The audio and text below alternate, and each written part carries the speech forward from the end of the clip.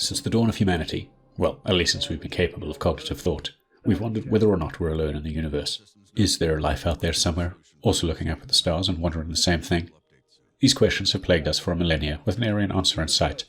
But sometime in the future, this question will finally be answered. And chances are, if Scars Above proves prophetic, we won't like that answer one bit.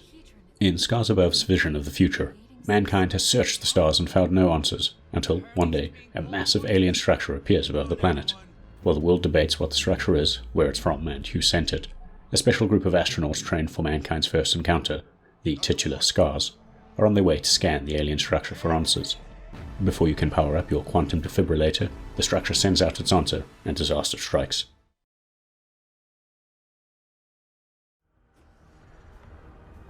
Developed by studio Madhead Game, Scars Above is an ambitious third-person, level-based, action sci-fi horror hybrid with a very firm focus on its story.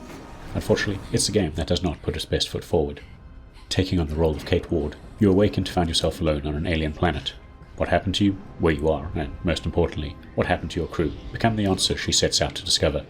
And so you set out across a hostile alien world in search of your teammates, and, perhaps, answers to what happened to you in the world you're on. You see, Scars Above has a prologue that's meant to introduce you to the characters and reveal the narrative stakes. That opening, however, has a very last gen feel to it, almost as though it may have been added in very early and left untouched, or inserted very late in production without enough refinement. It's the least polished section of Scars Above, and immediately made me wary of the game to come.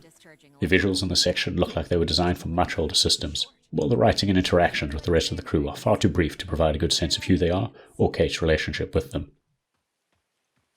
Thankfully, those fears proved mostly unfounded once the game began in earnest. Scars Above has some beautiful alien vistas, from distant towering monoliths to fields of grass hiding vicious beasts. Complementing the world design are the great creature designs, specifically the bosses that are nicely animated and detailed. Character animation is also great, although facial animations for the human characters, specifically for Kate, are lacking. Thankfully, Kate's voice actress does a far better job of selling her untenable position than the facial animations. The overall story proved far more engaging than the rough opening section led me to believe. I was intrigued from the moment I arrived on the planet, always pushing forward to figure out what had happened here, perhaps more so than my need to find what had happened to the rest of the team. The story revelations occur at a good pace, though there's enough information and foreshadowing to let you figure it out well before the end. One nice aspect is the game uses Kate's expertise to provide a scientific view of her observations. Scanning enemies and objects will usually trigger some internal monologue from Kate as she details and ponders over her findings. It's the perfect addition to a game that has a nice balance between exploration and combat, with quiet moments exploring the environment before a combat sequence, or many of them. Scars Above really shines when it comes to the combat, playing out like a typical action-focused third-person shooter. In addition to the aiming and shooting, you can dodge roll, swing a melee weapon for a basic attack, and you're stuffed to the gills with gadgets to help you survive. You have a primary weapon that can be equipped with different types of elemental attacks, think electricity, fire, ice, and acid. Each of these attacks corresponds to the fastest way to take down the game's many critters, with some being more susceptible to others and sporting weak spots that glow the same color as that element. What I found most intriguing and satisfying is how the developers have worked the environment into both puzzles and combat. While the puzzles may be simple and rarely require much thought, it's the combat additions that work well. Electricity can be chained between multiple enemies, dealing extra damage if enemies are wet or in water. Wet enemies can also be frozen faster, or if you break a frozen surface beneath them, sent plunging into water where they instantly freeze for a one-hit kill. Bosses are also designed around these mechanics, requiring you to figure out and dodge attack patterns, find out what element they're weak to, and how you can use the environment in the fight to either defeat them, or just stay alive a little longer. Kate has a variety of gadgets, such as enemy-luring holograms and gravity grenades to help you on your way. Gadgets are powered either by a battery or fiber, a resource that can be harvested from the world or collected from fallen enemies. Ammo can also be harvested from enemies in the flora around you, and the game is quite generous, albeit less so with the fiber. Your projectile weapons can also be upgraded to carry more ammo, or chain-link damage between enemies, but you'll have to explore thoroughly to find these upgrades.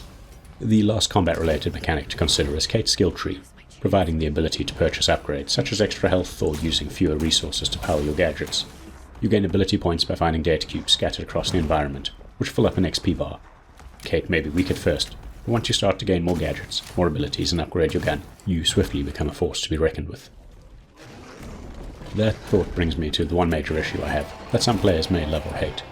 Initially, Scars Above has a high difficulty curve, but once you've started improving Kate and her weapons, and you've learned how to fight efficiently and use the environment, that difficulty drops off significantly. Personally, I'm not complaining, as it meant I could play the game and enjoy it. instead of gearing up for another Souls-like experience, with its requisite difficulty and frustrating repetition. Now unfortunately, some of these Souls-like designs are just irritating, and I've grown particularly tired of save points respawning everything. Sure, they also refill your health and ammo, but it can be tiresome to have to refight a bunch of enemies again on your way to an objective, especially when they don't drop anything you can use to upgrade your skills or gear. Consider that Scars Above, apart from minor shortcuts in the level and those save point pillars, isn't a Souls-like in any other sense. It's a more straightforward level-based action game with an emphasis on storytelling. I don't understand what the developers thought these elements would add to the experience. Now, there's no denying Scars Above can be a little bit rough. Despite the cross-gen visuals, it can look alright on the Xbox Series X, runs well and has the now requisite fast loading times. For those using last-gen hardware, there were no visual modes to consider, but it definitely felt more responsive on the series consoles than my old Xbox One X, and that console had a slight drop in visual fidelity, namely textures and environment details. The launch day patch at least cleared up some minor stuttering and any audio issues. So wrapping up my thoughts, after a rough start that really undersells the experience, Scars Above evolved into a narratively intriguing, mechanically entertaining, and enjoyable action game. As a budget-priced game, it may not offer the most next-gen audiovisual experience, but the story and fun combat kept me hooked to the end of its brisk runtime. If you've got this far, please consider giving the video a like and maybe subscribing to our channel, as it helps us grow.